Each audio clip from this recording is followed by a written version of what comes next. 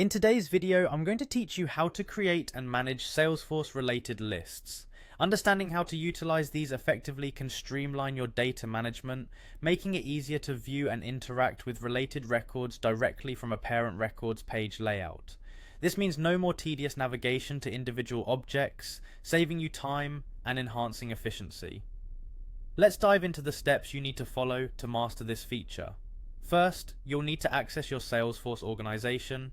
Once you're logged in, locate the gear icon at the top right corner, click on it to reveal a drop-down menu, and from there select Advanced Setup.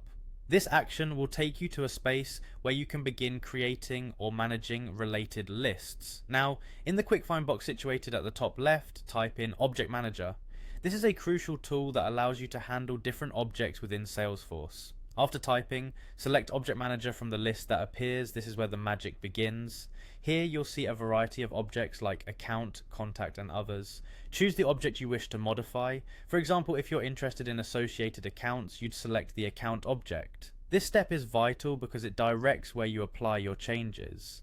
With your object chosen, look to the left panel until you find an option labeled Page Layouts. Click here and you'll see all the page layouts associated with your chosen object. Suppose you're working with accounts, you might see a layout named Account Layout. Click on the layout you want to modify. This action opens a new interface focused on customizing the page layout.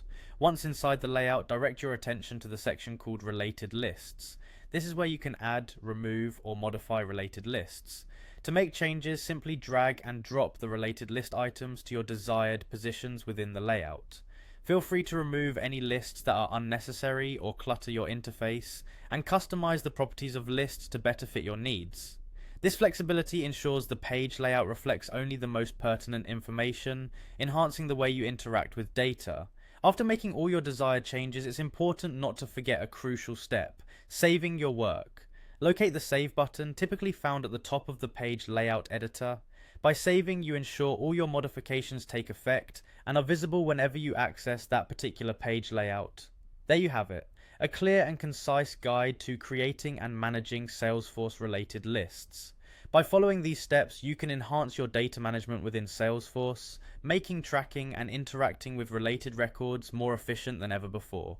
Remember, the key is in the setup. Knowing your way around Object Manager and page layouts empowers you to tailor your Salesforce interface to best fit your organizational needs. Thank you for watching and happy customizing.